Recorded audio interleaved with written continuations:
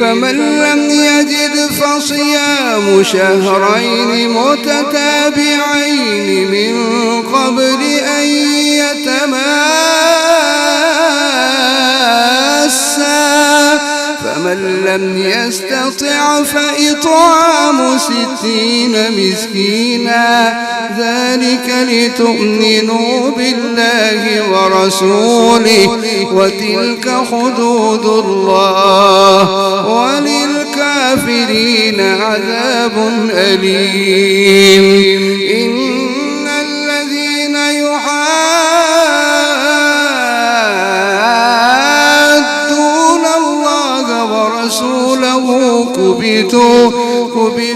كما كبت الذين من قبلهم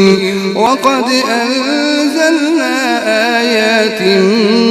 بينات